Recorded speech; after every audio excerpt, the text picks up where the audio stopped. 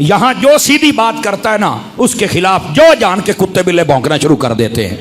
और याद रख लो, इज्जतों का दिफा है तो इस्लाम में है। आपने देखा 14 अगस्त वाले दिन वो मीनारे पाकिस्तान पर एक लड़की गई और उसके साथ फिर क्या हुआ, देखा है आपने सोशल मीडिया जिन्होंने देखा है। वो हुण बाद में रोंदी बैठी है जी मेरे कपड़े ला लेने, तो मैं क्या तू अंब लैन गई सी? मट्ठे बोलो कि को फौत ना हो जाए। बस तेनू एडा शर्म या भी नहीं आया भाई ये मुहर्रमा दे दिन ने। और फिर ऐसी वो लौंडी औरत है, एक दिन पहले सबको कह रही थी मैं सवेरे टिकटॉक बनाना तो सारे आया जे, उन्ना प्योवा नू सदिया ही तू है, नहीं तवज्जो फरमाई। और गंदे से गंदे कपड़े पहनकर, छोटे से छोटे कपड़े पहनकर वो रंडी औरत अपने जिस्म की नुमाइश करती थी। भाई जब गोश्त तुम सड़क पे रखोगे कुत्ता तो आएगा। मेरी बात नहीं समझ रहे आप हज़रात, गोश्त सड़क पे रखोगे कुत्ता तो आएगा। इसको किसने कहा था इस लौंडी औरत को बाहर निकले? अब वजीर आजम साहब ने भी जनाब नोटिस ले लिया है। मैं क्या तुहानू शर्म नहीं आउंदी? वो इसके भाई को बुलाओ, इसके बाप को बुलाओ, भाई तुहानू रब ने दी दी है, एक कंजरी क्यों बनी है? तुम्हें शर्म नहीं आती है? अगर हम ऐसी ओ मौली साहब सख्ती पे कर देना, मैं क्या जिथे बनती है ना उथे करनी पौसी। कुछ खुदा का खौफ करो यार। आप कहती है कि उन्होंने मेरे कपड़े उतार लिए, तो बता उसकी आप अकाउंट उसका खोल के देखें, वो अपनी पिछली वीडियोस में क्या कपड़े अपने छोटे पहन के अपने जिस्म की नुमाइश नहीं करती? तू तो आप कपड़े लाउनी है, आज जना ला ला तो हुण मरनी है। इस्लाम को फॉलो करो लोगो, इस्लाम को फॉलो करो। काश के इन औरतों को पता चल जाए, इन रंडियों को पता चल जाए। सैयदा खातून जन्नत फरमाती हैं मेरा जनाजा भी रात के वक्त उठाना ताकि मेरी चारपाई पर किसी की नजर ना पड़ सके। इन औरतों को यह क्यों नहीं समझ आती? और अगर हम ऐसी बात देखे क्या मौली साहब हमें रंडी कह रहा है, तो मैं कहा होर तेनू की आखा। देखा ना कहीं साड़ी कौम दे भी साथ साथ कोई नहीं ना। तो ऐसी जो कमीना सिफत औरतें हैं उनको चाहिए, अब हुण हर बंदा उहदे कोल जांदा पे, अच्छा जी आप बताएं फिर आपके साथ क्या हुआ, हेलो जी मैं इसका इंटरव्यू कर रहा हूं। क्या ड्रामा शुरू है यार।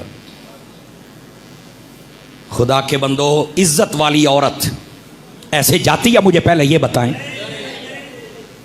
तो ये बेगैरत औरतों के लिए सारा मीडिया रह गया, इज्जत वालियों के लिए कोई नहीं है। आपने तवज्जो नहीं फरमाई मैं क्या कह रहा हूं। तो इनको समझना चाहिए यार, इनको समझना चाहिए क्या ये बदमाशियां शुरू हैं। तो कहने का मकसद ये है कि जब लोग इस तरह के अमाल करते हैं तो फिर उनको ये मुआमलात देखने पड़ते हैं। और आपने देखा होगा मोटरवे पर एक औरत जा रही थी जिसके साथ वो वकूआ हुआ था, याद है आपको? तकरीबन साल पहले की बात है।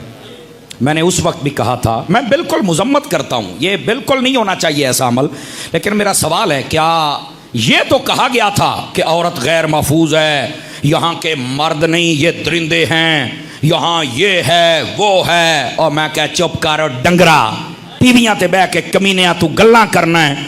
मुझे ये बता कभी नबी पाक की ये हदीस भी सुनाई है? हुजूर ने फरमाया औरत जब शरी सफर पर निकले तो अपने महरम को साथ लेके जाए, अकेली ना जाए वरना उसकी इज्जत महफूज नहीं रह सकती है। मेरे नबी ने यह कहा है, आज तक कोई हदीस सुनाता है? नबी पाक ने फरमाया औरत अपने महरम के बगैर सफर नहीं कर सकती। और उलमा ने लिखा है जब अकेली जाएगी तो वो अपने आप को महफूज नहीं कर सकती।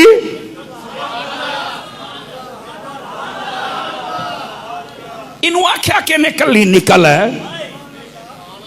अब ये बात कोई नहीं बयाना, नहीं ये पाकिस्तान है, ये आजाद मुल्क है। मैं क्या आजाद है जानवरां दा नहीं, ये इंसानों का मुल्क है यार। आप कहते हैं यहाँ के जो औरतें हैं ना वो गैर महफूज है, मर्द तो जनाब इनकी हिफाजत ही नहीं करते।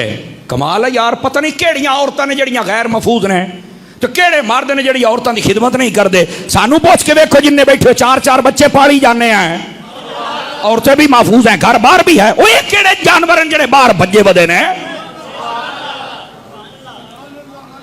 सौ जाओ किते तुहाडी को सुभान अल्लाह सुन ना लवे, सौ जाओ, मट्ठे हो जाओ। है अल्लाह के बंदो कहाँ जा रहे हो? नबी पाक सल्लल्लाहु अलैहि वसल्लम जब मेराज से वापस आए ना तो आपने औरतों से खिताब किया, तवज्जो है? आपने फरमाया मैंने सबसे ज्यादा जहन्नम में औरतों तुम्हें देखा है। तवज्जो है? क्यों? फरमाया शौहर की नाफरमानियां भी करती हो और बात बात पे लान तान भी करती हो। आजकल इन औरतों को देखना चाहिए, शौहर तो बेचारा कहता होगा कि घर में रह, नहीं जाना ही जाना है, और फिर ये सारी बदकारियां होती हैं, पूछने वाला कोई नहीं है, तो रास्ता तो अपना खुद गंदा कर रही है। और सुनना,